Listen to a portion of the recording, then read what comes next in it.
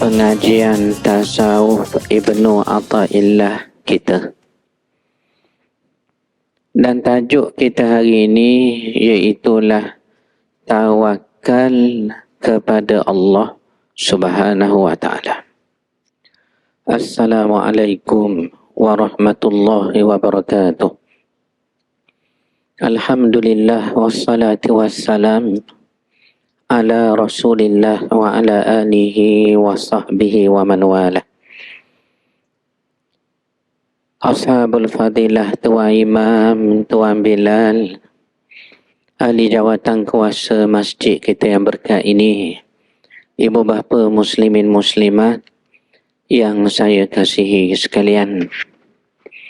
Pertamanya syukur kehadrat Allah. Rupa-rupanya panjang lagi umur kita ibu bapa sekalian. Dapat kita menyambung pengajian tasawuf Ibnu Athaillah kita. Dan tajuk kita hari ini iaitulah tawakal kepada Allah Subhanahu wa taala.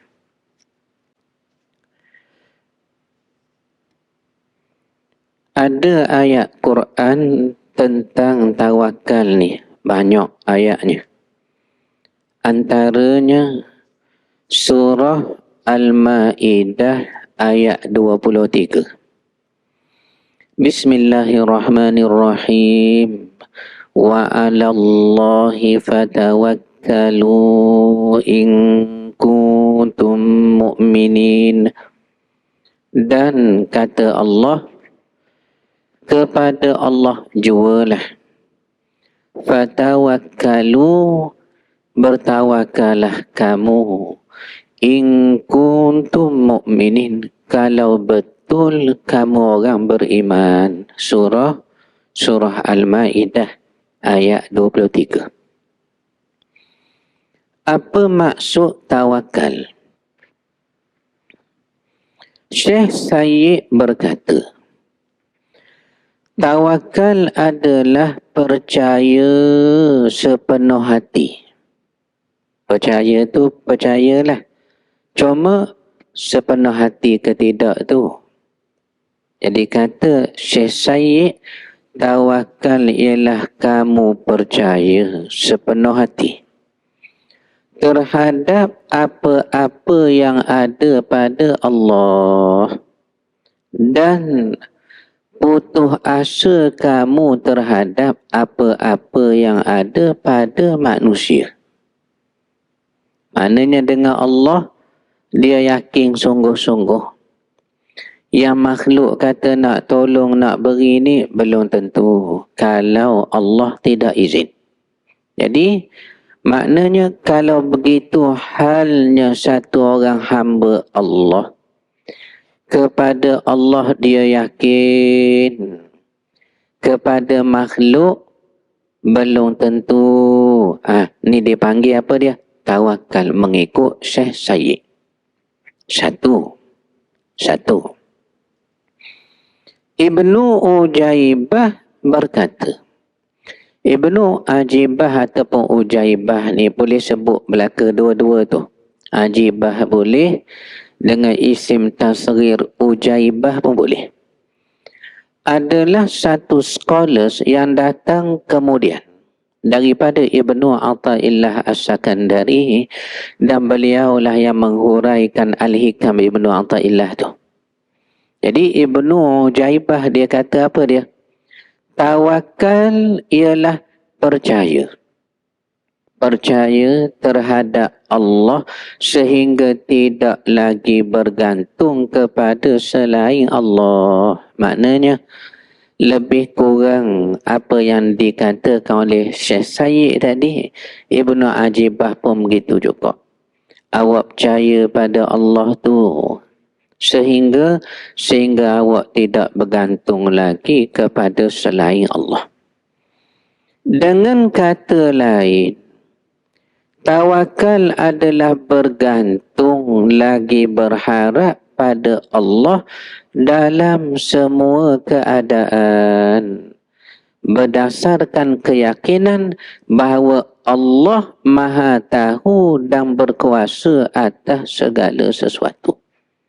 Atas segala sesuatu. Tuan ingat ke tidak? Hilang budak hiking di botol Perak tu. Dia hiking dalam hutan, kemudian hilang. Maka bomba cari, pertahanan awang cari, orang kampung cari, tak berjumpa. Saya ingat waktu wartawan interview mak ayah dia. Dia kata apa dia? Lah, kita ni bolehlah usaha cari. Tapi tepat tawakal bergantungnya Tuhan lah semata-mata. Maknanya ada orang dicoba Tuhan dalam keadaan seperti itu, dia yakin Tuhan sahajalah tempat kita mengadu, tetapi yang kita buat hari-hari ikhtiar ni pun dengan kehendak Tuhan. Ini kita panggil tawakal. Tawakal sungguh dia kepada Tuhan. Dan tak berjumpa ya, siapa ke sekarang tak berjumpa, hilang hiking dalam hutan tu. Sebab tu tuan bila dengar ramai orang hilang hiking, jogging ni, jadi kita jangan hiking, jangan jogging. Lepas subuh tidur, ya, jangan hiking, tidur. Baik. Ini kata Ibnu Ujaibah. Abu Sa'id Al-Kharraz berkata, ni semua tokoh tasawuf ni.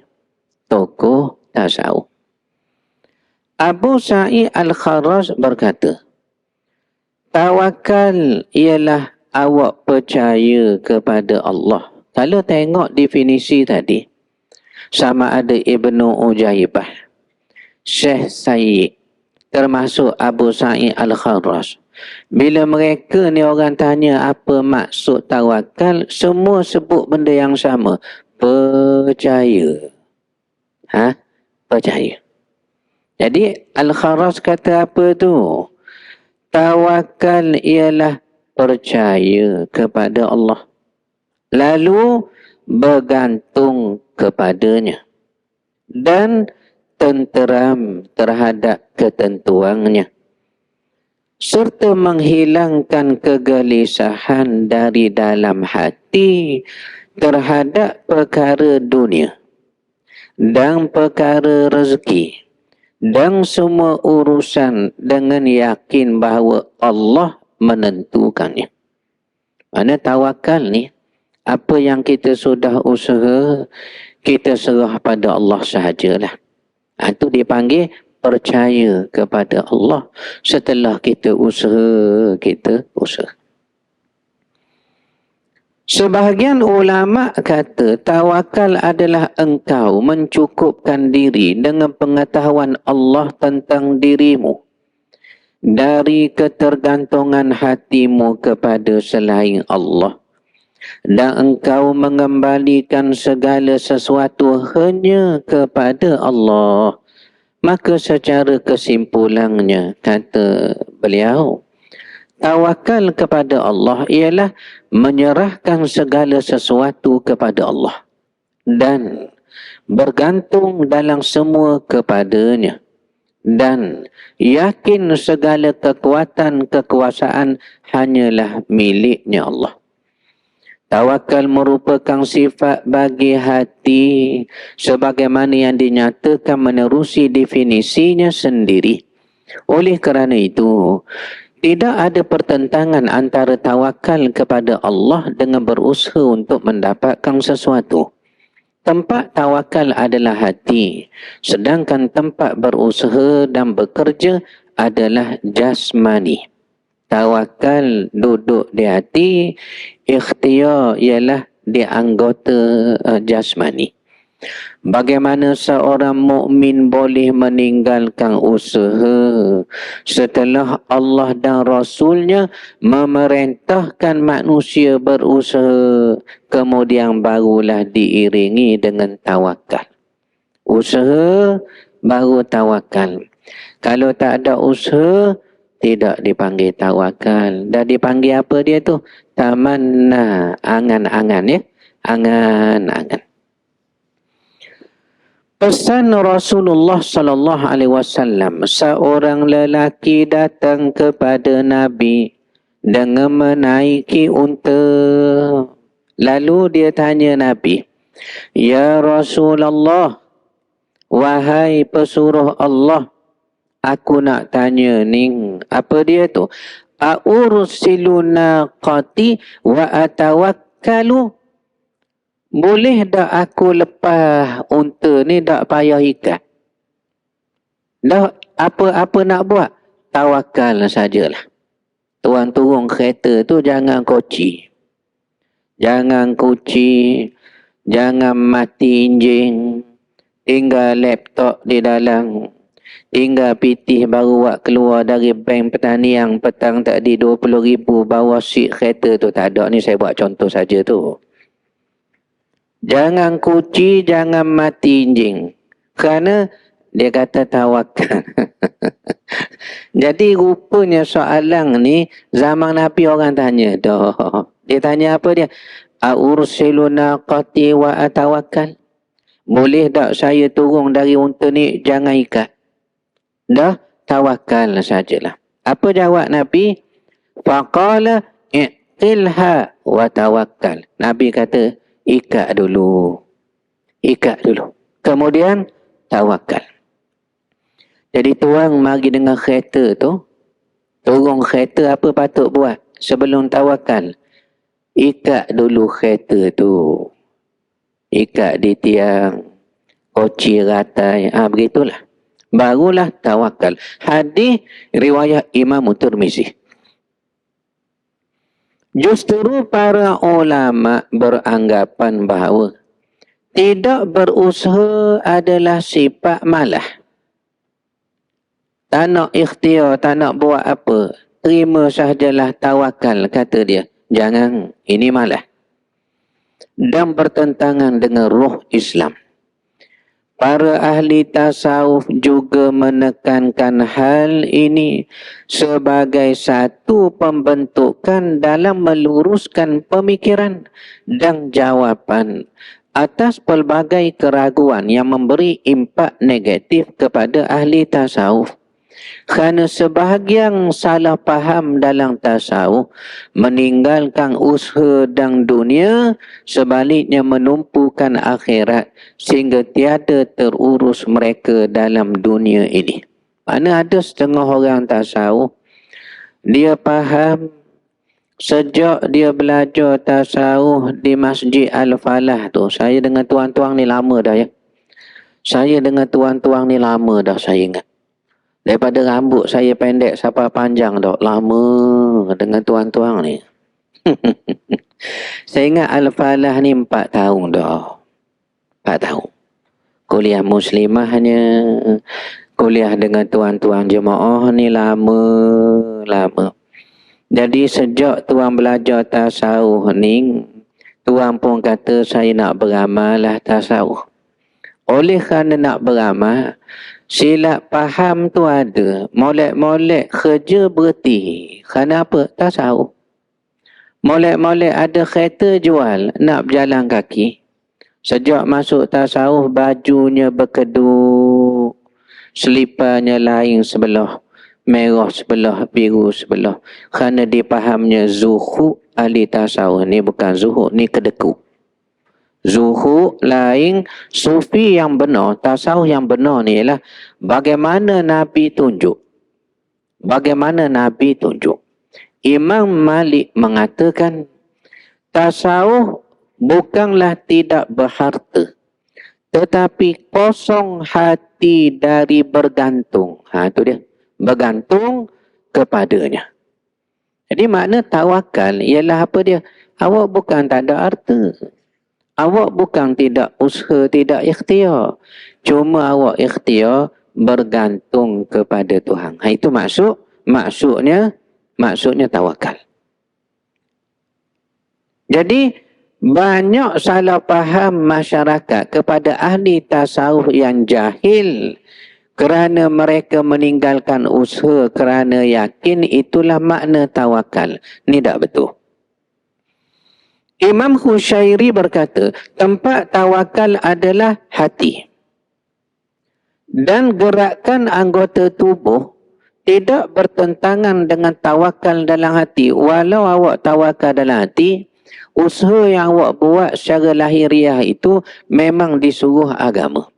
Maknanya kalau awak tak buat usaha, awak bergantung pada Tuhan semata-mata, agama kata bukan tawakal tu. Itu angan-angan. Tawakal ialah awak usaha, tetapi hati bergantunglah pada Allah selebihnya. Itu maksud tawakal tu. Ya.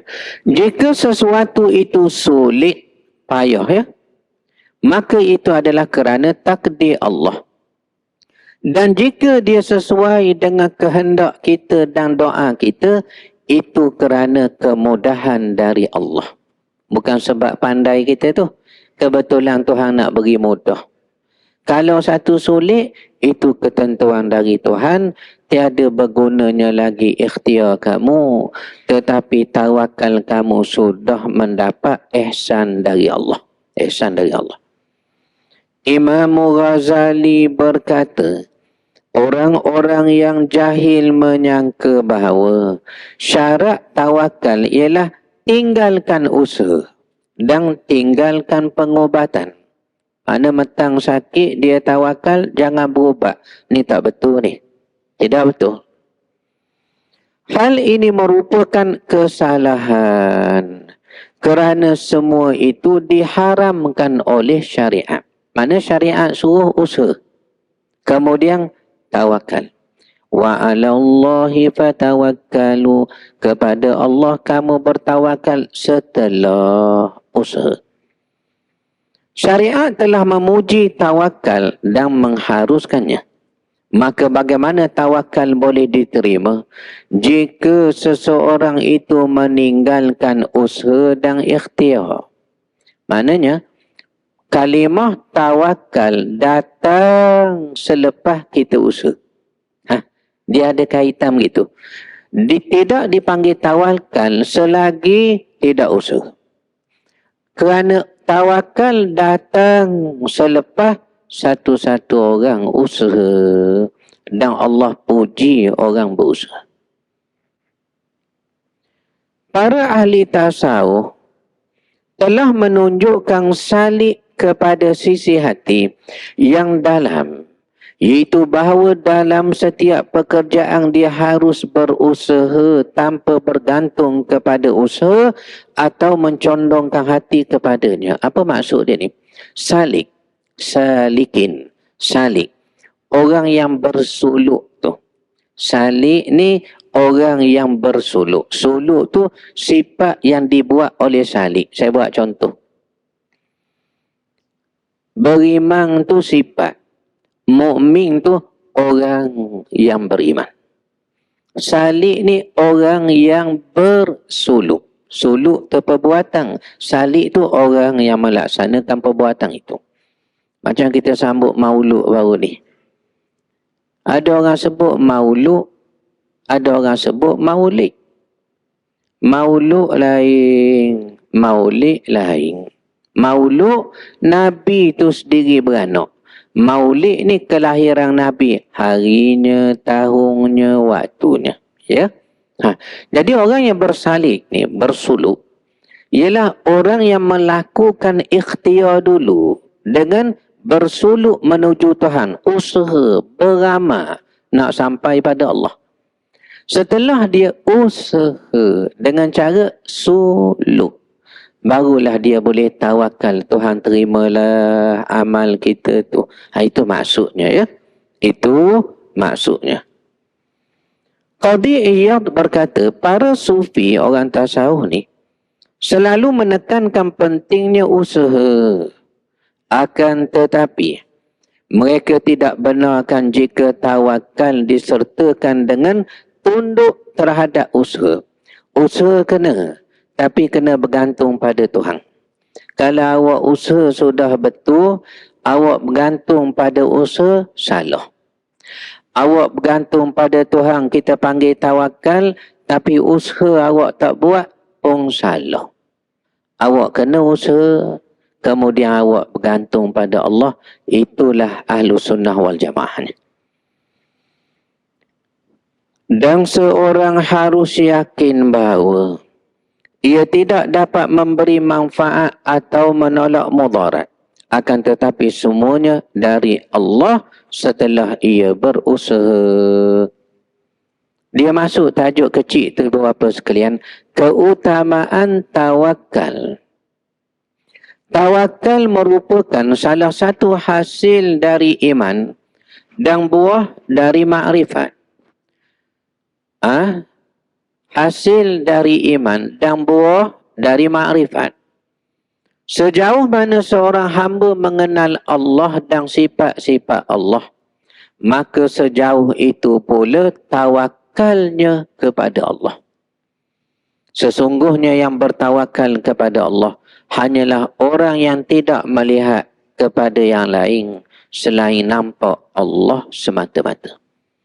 Orang yang bertawakal kepada Allah adalah orang yang bangga dengan Allah, tidak merasa hina kecuali di hadapan Allah, percaya sepenuhnya dengan Allah dan tidak meminta sesuatu kecuali dari Allah. Kita ulang sekali lagi tu. Moleknya definisi tu, cuba dengar sekali lagi tu. Orang yang bertawakal kepada Allah ialah orang bangga dengan Allah, tidak merasa hina kecuali di depan Allah, percaya sepenuhnya dengan Allah, tidak meminta sesuatu kecuali dari Allah. Ada 4 perkara tu. Sehinggakan ahli tasawuf menyifatkan kepentingan tawakal itu dengan berkata, sangat keji. Ya, sangat keji bagi seorang manusia yang meminta-minta sesuatu kepada manusia yang lain. Padahal dia pasti menemukan semua hajatnya pada Tuhannya. Pada Tuhannya. Oleh kerana itu Allah menggandingkan tawakal dengan iman. Bila sebut tawakal, tawakal ni hanya berlaku pada orang beriman. Firman Allah, wa 'alallahi fatawakkalu in kuntum mu'minin. Dan kepada Allah jualah hendaklah kamu bertawakal jika benar kamu orang beriman. Maknanya orang yang bertawakal ini Allah puji memang dia ada iman. Dan firman-Nya lagi, wa 'alallahi falyatawakkalul mu'minun. Dan dengan yang demikian maka kepada Allah jualah hendaknya orang-orang yang beriman itu bertawakal. Surah Ibrahim. Barang siapa bertawakal kepada Allah dengan sebenar-benar tawakal dan menjadikan Allah sebagai tempat berlindung dalam semua keadaan, nescaya Allah memuliakannya dengan kasih sayangnya Allah. Lagi, mencukupkan cobaan yang mencemaskannya, memenuhi hatinya dengan keyakinan dan mengkayakan jiwanya dengan bergantung kepada Allah semata-mata. Inilah yang disebut oleh Allah dalam surah Ali Imran ayat 159. فَإِذَا عَزَمْتَ فَتَوَكَّلْ عَلَى اللَّهِ إِنَّ اللَّهَ يُحِبُّ الْمُتَوَكِّلِينَ. Kemudian apabila engkau telah berazam untuk membuat sesuatu perkara, tawakallah kepada Allah. Sesungguhnya Allah mengasihi orang-orang yang bertawakal kepadanya. Firman Allah lagi dalam surah Talaq ayat 3. وَمَنْ يَتَوَكَّلْ عَلَى اللَّهِ فَهُوَ حَسْبُهُ. Sesiapa bertawakal pada Allah, maka Allah akan menjadi penolong dirinya. Kesan tawakal ialah tumbuhnya tenteram dalam hati. Betul lah. Setelah dah usaha dah, kita tak bergantung pada usaha tu, kita tawakal. Tawakal ni membawa hati jadi tenteram. Kita dah usaha dah, kehendak Allah lah pula. Tenteram ya. Khususnya ketika menghadapi kesulitan dan ujian. Diriwayatkan daripada Ibnu Abbas, sepupu Nabi radhiyallahu anhuma. Beliau berkata, cukuplah Allah sebagai penolong dan Allah adalah sebaik-baik pelindung. Kalimah ini diucapkan oleh Nabi Ibrahim alaihissalam ketika dimasukkan dalam bara api. Api Nabi Ibrahim ni kalau kita baca tafsir besar tuan, sebesar anak bukit.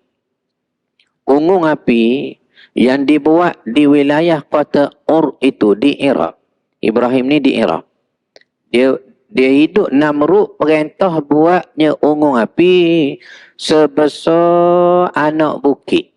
Allah besarlah anak bukit ni tuan. Sehingga besar tak besarnya unggung api ni sebesar anak bukit, nak campak Ibrahim tak boleh campak.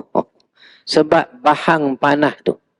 Maka digunakan manjani. Manjani apa dia? Ikat Ibrahim, tarik dengan tali, lepas. Masuk ke dalam unggung api sebesar anak bukit. Ini menunjukkan besarnya unggung api, tak boleh campak macam biasa bahang panahnya. Jadi waktu nak campak api, inilah Ibrahim baca ni. Hasbi Allah, cukup Allah pada aku. Wallahu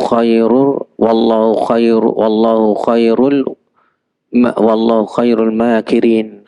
Allah telah sebaik-baik perancang dan pelindung. Kalimah ini diucapkan oleh Nabi Ibrahim ketika baginda dimasukkan dalam bara api. Dan kalimah ini juga diucapkan oleh Nabi Muhammad sallallahu alaihi wasallam ketika orang-orang kafir mengepung baginda, lalu ada yang berkata, kami telah kepung kamu, hendaklah kamu takut. Nabi kata, hasbi Allah, hanya Allah sahajalah tempat aku bergantung. Ya, bergantung. Riwayat Bukhari. Orang yang bertawakal kepada Allah benar-benar redha atas aturan takdir Allah, lagi pasrah pada kehendak Allah, dan tenang menghadapi hukum ketentuan Allah. Bishr Al-Hafi berkata, salah seorang di antara kamu ada menyebut aku bertawakal pada Allah, padahal sebenarnya dia telah berbohong kepada Allah. Kenapa? Jika sekiranya dia bertawakal kepada Allah, antara sifat orang tawakal ialah dia redha kepada segala takdir yang berlaku kepadanya. Jadi banyak juga kita ni takdir Tuhan kita tak mahu terima. Tapi kita minta Tuhan terima amal kita. Zunnun Al-Misri meriwayatkan, di kalangan ahli tasawuf mengangkat tangan lalu ia berdoa, ya Allah terimalah aku. Maka Zunnun jawab, tidakkah kamu malu? Kamu minta Allah terima kamu, tapi kamu tak terima takdir Allah. Tadi. Jadi maknanya, nak menepati makna tawakal ini, Bishr kata, tawakal ialah kamu terima takdir Allah Subhanahu Wa Taala. Dan Rasulullah sallallahu alaihi wasallam telah memuji tawakal. Baginda juga menjelaskan pentingnya tawakal dalam kehidupan dan nilai-nilai tawakal membawa ketenangan. Sabda Nabi SAW, "Lau annakum tawakkaltum 'ala Allah haqqa tawakkuli." Kalau di kalangan kamu ni tawakal pada Allah dengan haqqa tawakkuli, sebenar-benar tawakal, la razaqakum, nescaya Allah rezekikan kamu. Rezeki macam mana? Kama yarzuqut thair, seperti rezeki kepada seekor burung. Yang macam mana? Naghdu khimasan wa taruhu bitanan. Dia keluar pagi naghdu, pagi-pagi keluar kepeh, apa ni tembolok dia. Tetapi wa naruhu bitanan, dia balik petang, kembung temboloknya. Ada burung ni tuang, dia keluar tak tahu kat mana ada makan minum. Tapi kerana percaya selagi Tuhan nak kita hidup, rezeki mesti ada. Mesti ada. Maka dia tawakal, keluarlah. Apa jadi? La razaqakum. Allah beri rezeki. Maka dalam hadis ni menggambarkan seperti tawakal seekor burung. Burung dia, burung. Dalam hadis ini terdapat isyarat bahawa tawakal tidak bertentangan dengan usaha. Dalilnya bahawa burung meninggalkan sarangnya di waktu pagi untuk cari rezeki. Mana orang tawakal yang benar, agama tunjuk, usaha dulu baru tawakal. Sehingga hadis pun gambarkan burung keluar pagi dulu, baru Tuhan beri rezeki atas tawakal dia. Oleh kerana itu dia tidak mengenal rasa cemas dan sedih terhadap rezeki kerana dia bertawakal pada Allah yang mengurniakan rezeki. Rasulullah SAW telah menganjurkan umat Islam supaya bertawakal kepada Allah dalam semua keadaan. Apalagi ketika seseorang itu keluar dari rumahnya.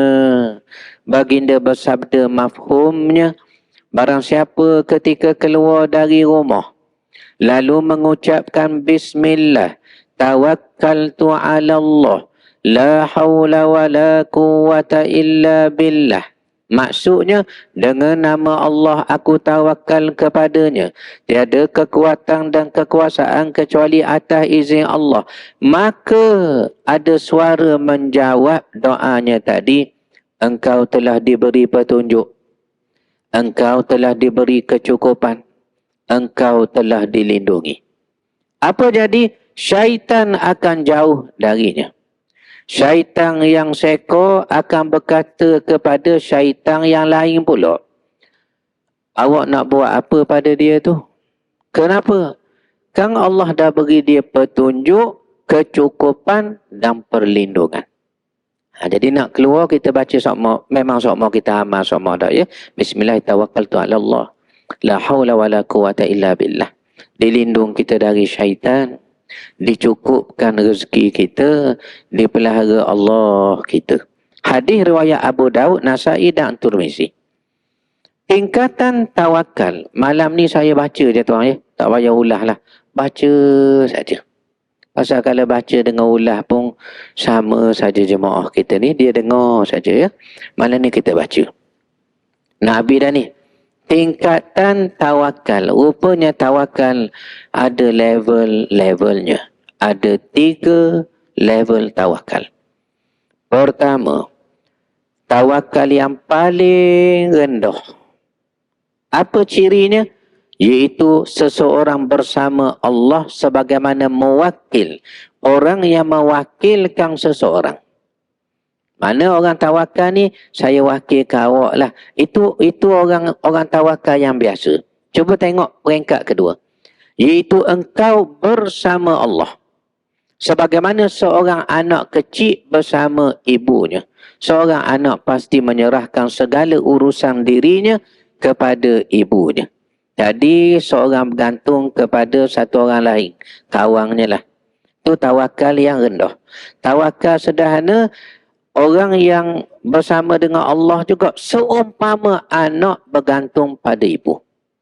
Tetapi tawakal paling tinggi ialah orang bersama Allah juga seperti orang sakit bergantung kepada doktor. Lain ya? Lain. Orang sakit ni, dia kata apa pada doktor? Ikutlah doktor nak belah ke, nak kerak ke, nak buat apa buat. Asal saya selamat saja. Inilah tawakal orang yang bergantung, apa nak jadi-jadilah. Tapi minta selamat saja. Ya. Usaha dan tawakal.